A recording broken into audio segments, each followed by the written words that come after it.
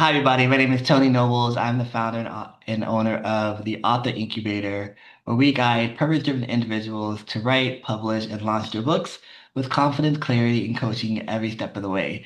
I'm so excited to be featuring Sheila Shelby on our Author Spotlight series this evening. Sheila, welcome to the Author Spotlight series. How are you? Hey, Tony, how are you? I am doing well, doing well. Okay, I'm excited to dive in to hear about just your entire author journey, what it looked like, what it felt like, what it sounded like for you. Before we dive in, just give the listeners a little preview about yourself, where you're from, and then we'll kind of dive in about what got you started in writing your book. Okay. Hey, everyone. I'm Sheila. I am an author, a published author. The title of my book is Forgiveness After Pain. I'm from Kansas City, Missouri, born and raised, home of the Chiefs. Go Chiefs. I am an identity theft specialist. I do work for the government. I have two children, three grandchildren, a grand puppy, and two grand horses. So I'm all over the place. You're all over the place. I'm I've all never heard over it the sound with place. grand horses Everything. before. I like that. I Yes. like that. Yeah, they're the new addition to the family, the horses is. So it's just never a dull moment in my world. Great horses. I like that. Okay, that's awesome. I've never heard that one before. So you gotta clone that. You gotta go ahead and take credit for that one. Yes, yes. Awesome. So I heard you say Forgiveness After Pain, which is the title of your book.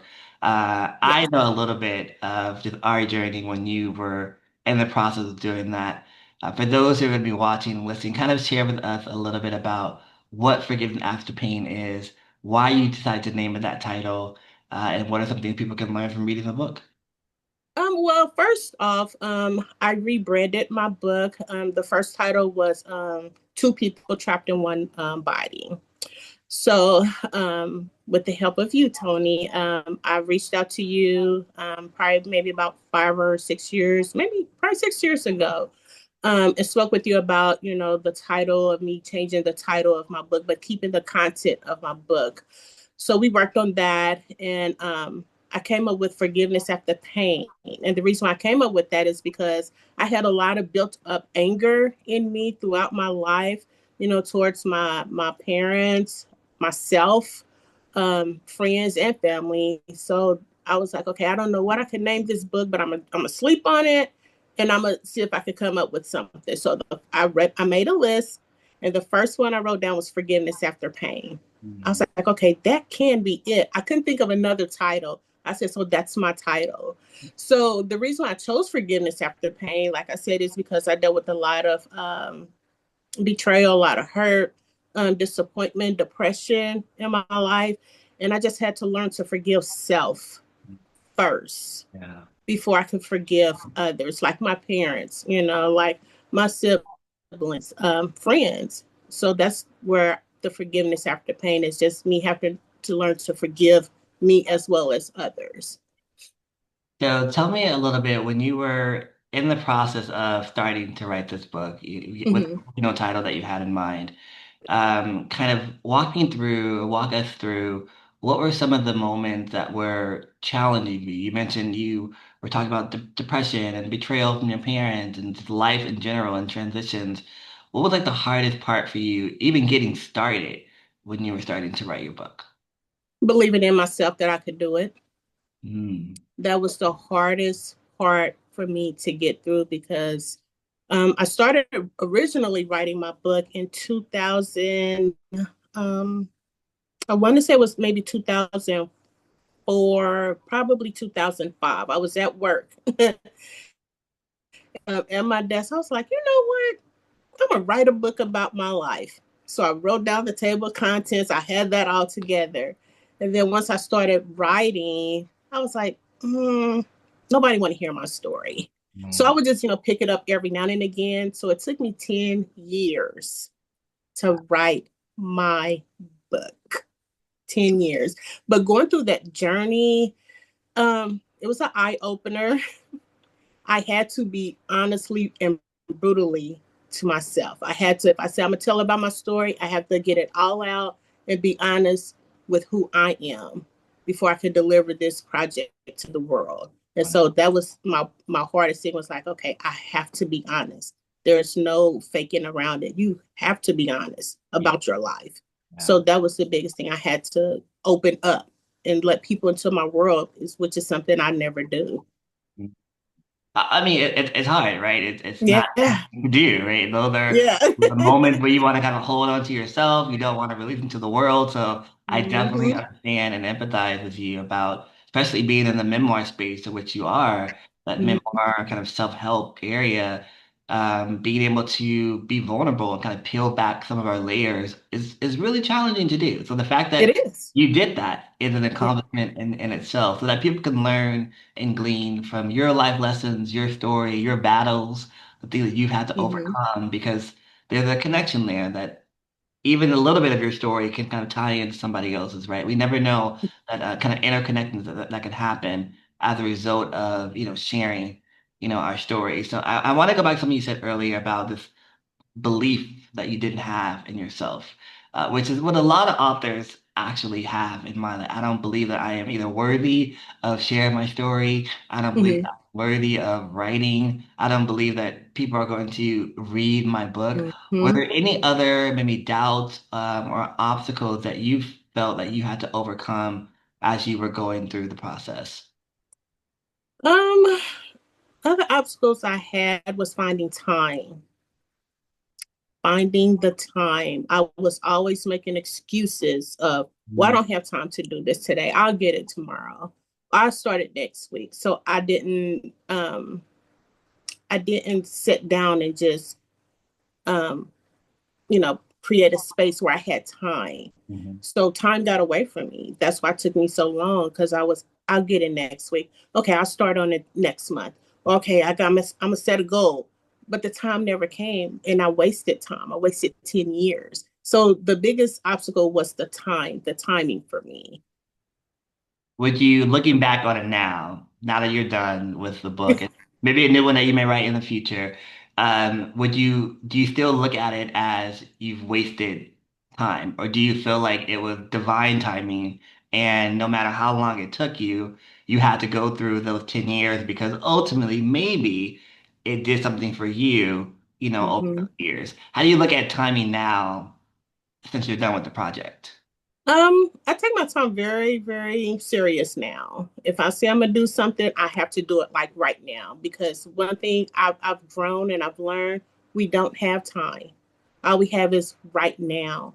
The next 10 minutes can be something totally different. So time is what I really treasure now is my time, and I don't want my time wasted at all.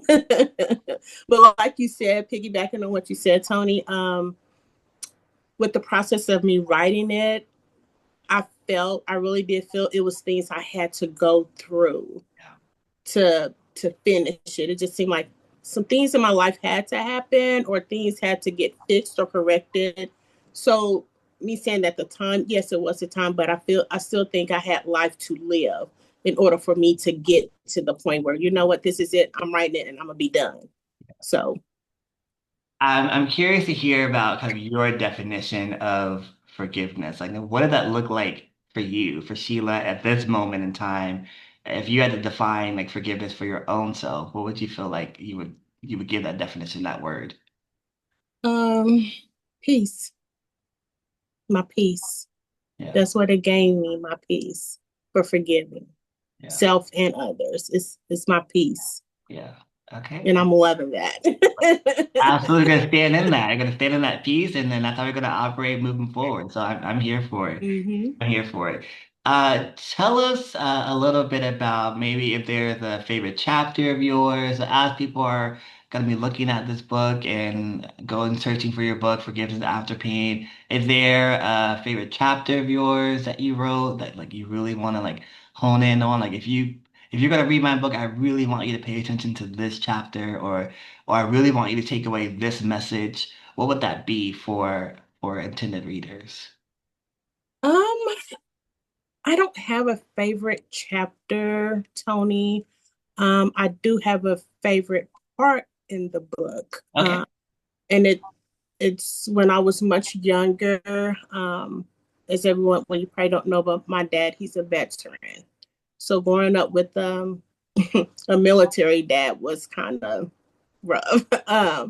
But one moment that really, and it still touches me to this day, is when there was an incident and my dad, my mom, myself, my sister, and my older brother, he had took us out into the street where we lived, and he branded a gun over our heads. So that part was like, if we're your children and we're your family, why would you want to do this to us? So that right there kind of set a tone for me and my dad. Is like, he don't love me if he's willing to do this to us. So I carried that for a long time, a long time. So I want people to take away is, regardless of your past, you can change your future. You don't have to be stuck, Yeah. as a 4 year old or as a 10 year old. Some things is easier to get over versus others, but that took me a while to get over with my dad. And I think that's where I had the most fight in my life was with my dad. Not that I didn't love him, just like, okay, so you really don't care about us if you're acting this way, but Yeah. not understanding where he was coming from either. So just understanding that you, no matter what the transition of life experience may look like, having the understanding that you have to look at it also from another person's perspective and what, Exactly. he may have been going through that resulted in the horrible experience that you had to. Mm-hmm. It doesn't make it right, Mm-hmm. right? No, oh no, But no, understanding that something had to have happened for him to react and that, exactly. yeah, And yeah. I didn't understand that until, I got much older, and, he would tell us stories and stuff. I was like, okay, I get it now, but I still need to know why, Yeah. Yeah. I still need to know why. Absolutely, absolutely. So let's kind of take it on a lighter note. So as you were going through this process of writing your book, you wrote out the manuscript, you got your book edited, you got to the book covers. As you were going through that process, what was like your favorite part about just your authorship journey as a whole? What did you like? What do you think back to now that you're done with your book, and what moments were like exciting for you as you were navigating the self-publishing process? The writing, of course, but me trying to figure out the cover, what I wanted the cover to look like. I'm not an artist by no means. So it was like, I know how I want it to look, but I just can't describe what I want it to look like. It's in my head, but for me to draw it out, that was not happening. But that was a fun journey. It's me just figuring out what I want my cover to actually look like. And, you will it grab readers, if they go to the store or whatever, will they pay attention to this cover? Yep. I remember we talked a lot about that book cover. Yes. I remember very, very vividly we talked a lot about the book cover. And Yes. I think what advice would you give to new authors who are navigating their journey just about being open-minded to revisions? Because one of the things that I remember seeing the first cover and I remember reading, I said, "Hey Sheila, have you considered maybe taking a different approach?" So Mhm. your openness and your willingness to be a student and say, you know what, I'm going to be open to feedback. Yes. Would you say that it's critical for new authors who are navigating their journey to be open to feedback, and why do you feel like this will help for you? Oh, most definitely, Tony. I'm always willing to learn and to, accept constructive criticism. Mhm. And when you came to me, and I mean, you wasn't boastful, you was just like, hey, what do you think about this? If you was walking in the store, you saw this book cover, what would you think? And I really appreciate that from you for giving me that insight on what to look for. Because when I'm shopping for books, that's what I look at. It's the Yeah. cover and the title. I don't read the back of the book until I'm done reading. So when you gave me that advice, I'm like, you know what? Let me step back and see what he sees. And when you get that feedback, I was like, he's right. This seems like more of a horror book than what I'm trying to get out. So I'm like, yeah, but yeah, the constructive criticism, you really have to be open to change. And that's what it was. It was a change. Yeah, yeah, no, you bring up a good point. Just the power in just being open, right? Because now Mm-hmm. it resonates different, it feels different. When Mm-hmm. you look at that cover, when you read the back of your book cover, like, okay, I can see how these two intertwine, Yes. with each other. Is there like a lesson or important lesson that you learned during your process of becoming an author, either from like the very beginning of like the ideation stage of you Mm-hmm. kind of just formulating your thoughts to going through the kind of publishing stages of like getting your book edited? Was there like a lesson that you feel like you learned within yourself that you like to share? Um, yeah, the lesson I learned through it all, Tony, from the beginning till, getting it published, I mean, rebranded and everything with your assistance is don't be so critical of yourself. Don't be so critical of yourself. Go with the flow. Be willing to laugh at yourself.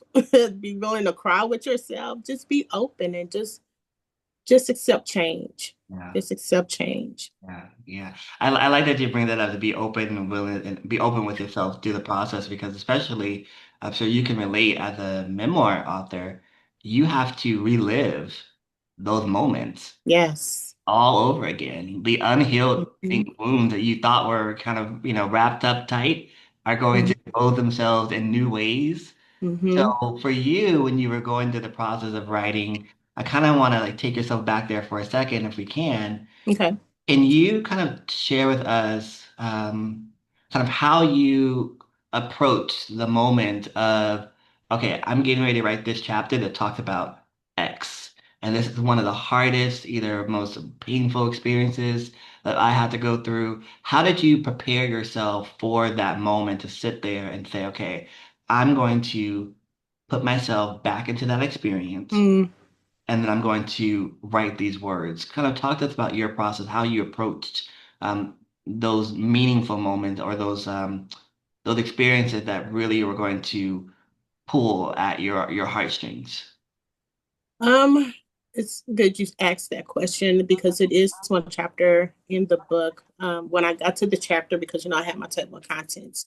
So when I got to that chapter, I prayed because I knew that would be the one that would really set me back. Mhm. So as I started writing that chapter, I was okay. But when those memories start coming back, um, I felt like a kid again. Mhm. I was crying.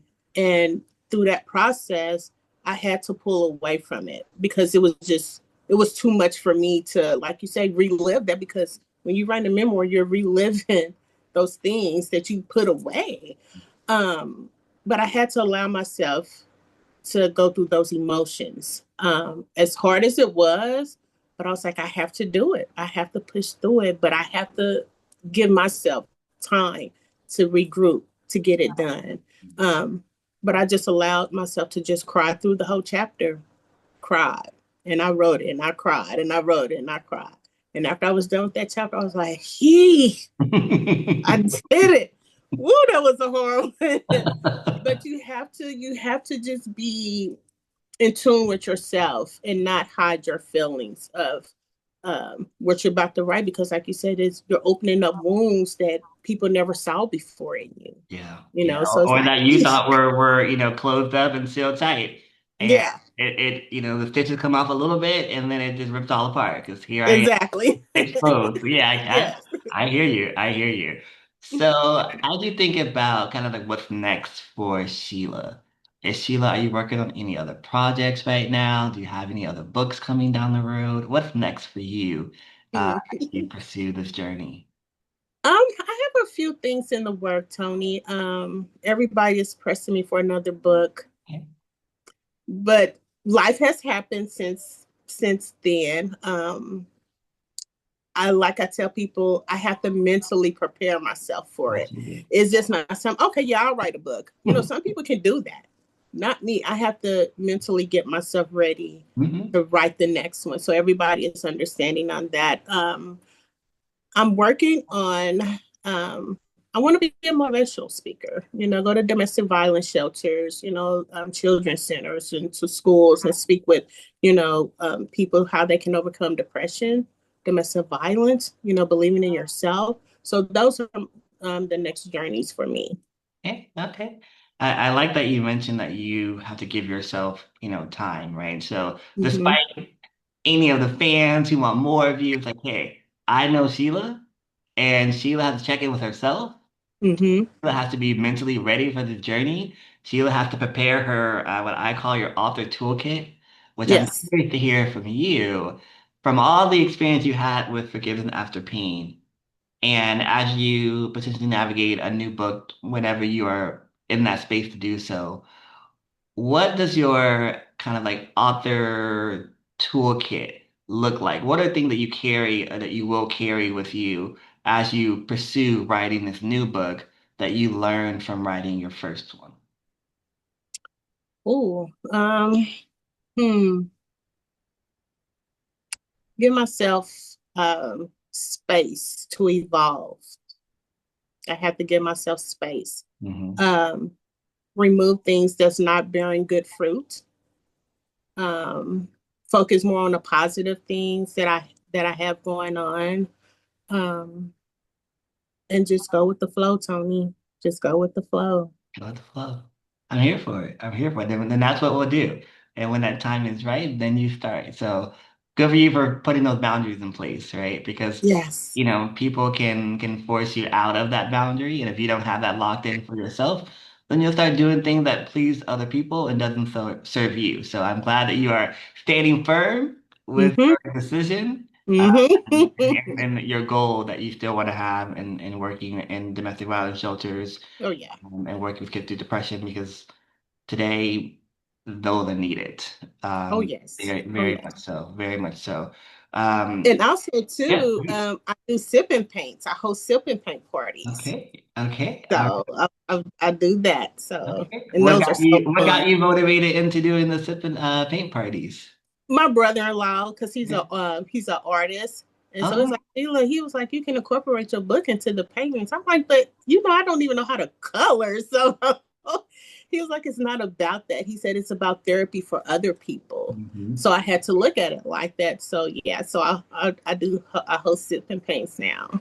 You know, I think your brother-in-law may be onto something. I think there could be a way where you can incorporate your books. Maybe Hmm. it's like, okay, we're going to, and then even open up for even like larger discussions. Maybe it's like it's very fine-tuned in a very specific audience for those who are dealing with either depression or domestic violence, like bringing people together in that space and saying, hey, we're going to kind of paint our way through this.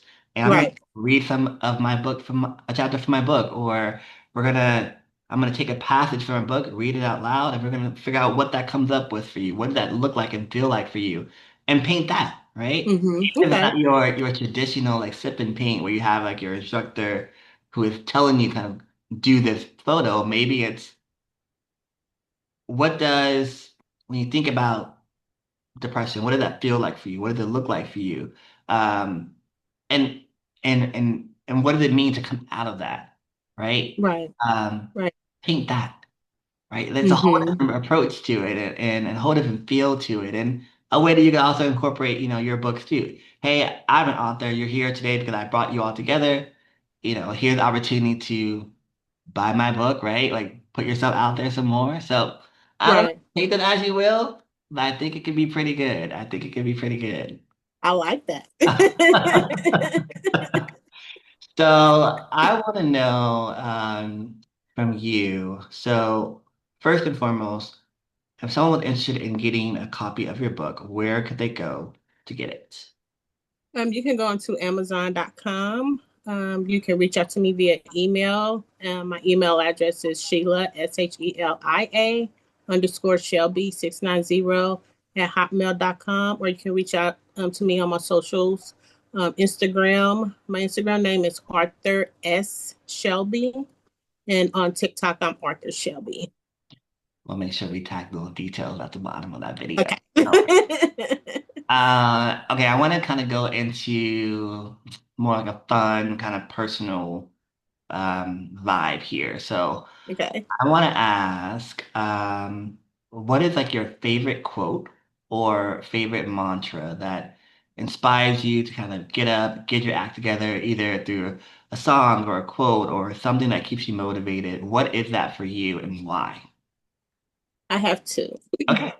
One is never say what you can't do until you try. And the other one came from my son when he graduated high school, and that just sticks with me.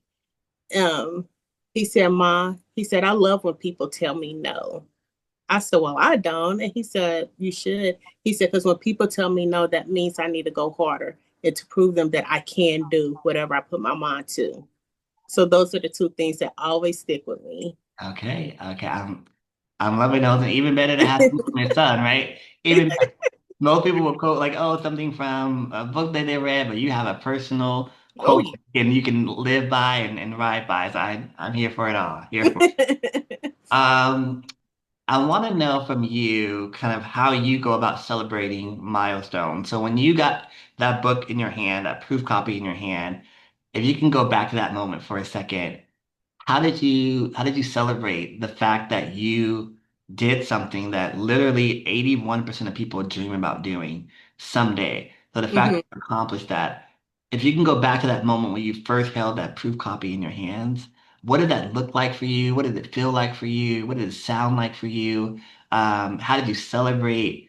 And then a second part of that is then how do you go about celebrating these milestones in your life in general? Well, in general, I celebrate my milestones with my family and my kids. But that particular day when I got the call and my proof was in, I screamed, I cried, I laughed, I jumped for joy. When I went and picked it up, when I touched it, it, it just made me realize I could do anything. So that moment was just like, I've accomplished something and I didn't quit on it. I hmm kept going. I celebrated with family and friends. I had did like a book signing at my church, and so I had one of my best friends to decorate the place, and it was just like so beautiful. So I just celebrated with my family and friends. Nice, nice, nice, nice. I love it. I love it. And what better way to celebrate those milestones with people who know you, who love you, who care for you, who support hmm you, right? hmm Have you received, I'm curious to hear, if something has stuck with you over the years since your book has been done, um, is there one person or kind of one testimonial that you got from someone who read your book like that has stuck with you? And if so, would you mind kind of sharing like what they said? You don't have to say the name of the person. Okay. Like um what about it that they said to you that really made you go, I'm so glad I wrote this book. Do you have anything like that for yourself? Yes, I have a few. Yes, please share them all. Well, the first one is this young lady I work with at work. She was so happy when I told her I was writing a book because her story is kind of similar to mine, but not all the way. Um, and when I expressed to her that I was done, she said, "Sheila, I'm so proud of you." She said, "I don't know if I could do what you've done to expose myself, but reading your book make me feel I can open up and be true to who I am."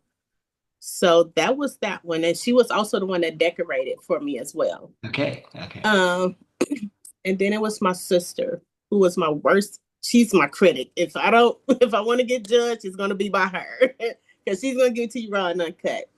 Um, she said, "I'm gonna read this book on my way home." When she got home, she was almost done reading my book, and she called me. She said, "Sis, you did it. I am so proud of you." She said, "I am almost done with this book on my way home." So to hear my little sister tell me that, because I know she's hard on me, to hear her tell me that made me believe like I did do this, you know. So those two moments kind of like stick with me like all the time. Okay, yeah.